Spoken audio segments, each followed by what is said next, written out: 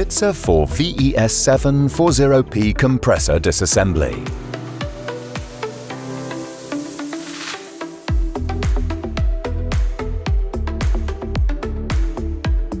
We'll show you how to properly disassemble the 4 VES740P compressor. Begin by depressurizing the compressor. To do so, you will need to extract the refrigerant via the Schrader valve.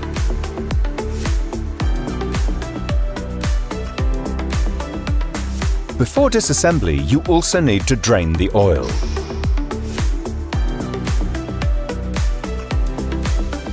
The screws on the cover of the compressor terminal box are then loosened using a screwdriver. The cover is taken off and the protective conductor on the cover unscrewed. The motor protection device can then be removed and the terminal box taken off.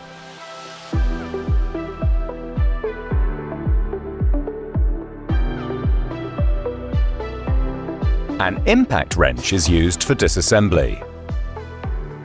The two screws on the discharge shutoff valve are loosened and the valve removed. The suction shutoff valve is also unscrewed and the suction gas filter in the middle of the housing cover removed. To start with, two screws at the top of the housing cover are removed. Two M10 parallel pins are mounted on opposite sides to ensure proper removal and prevent the cover from falling off. At that point, all other screws can be loosened. The housing cover is loosened by carefully hitting it on the side with a rubber mallet, and the cover pulled off over the parallel pins. Below it is the rotor, which is removed next. Now loosen the hexagon head screw of the rotor with the impact wrench, and take off the balance weight. Pull the rotor out of the compressor housing using pliers. Then pull the spacer sleeve off the eccentric shaft and remove it.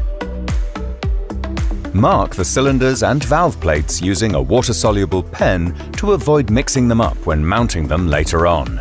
The screws of the cylinder heads opposite each other are loosened using the impact wrench. The cylinder heads and valve plates can then be taken off. The rubber mallet is hit lightly against the cylinder head and valve plate in order to loosen them.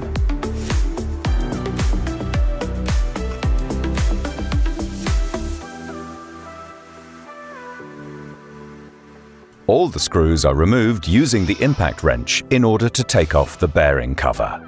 The bearing cover is hit lightly with the rubber mallet to reduce the pressure of the eccentric shaft on the bearing cover. Take off the bearing cover and set it aside along with the bearing ring. The screws on the oil centrifuge are loosened. Carefully remove the oil centrifuge and balance weight. Now it's time to remove the eccentric shaft. Carefully shift the connecting rods and pull the eccentric shaft out of the connecting rods with light turning movements. In order to remove the cylinders, the pistons are first taken out of the cylinders one after the other. Pull from the inside and press from the outside. Clean any oil residue from the pistons and carefully place them on a soft surface. To check a piston, the Ziegler rings are pulled off on both sides and the wrist pins removed. Loosen the screws on the terminal plate using the impact wrench. The terminal plate can then be lifted. Pull off the cable lugs for the PTC sensor and then remove the 6 screws. In the final step, the terminal plate can now be removed. We'll show you how the stator is removed from the housing at the internal Bitzer service facility. We screw the first part of our special tool and the stator together. Then we place the second device on the thread, and the stator is pulled out slowly using hydraulics. In the final step, the stator is removed. High-quality Bitzer components guarantee professional disassembly of our compressors. If you have any further questions, please contact our service department.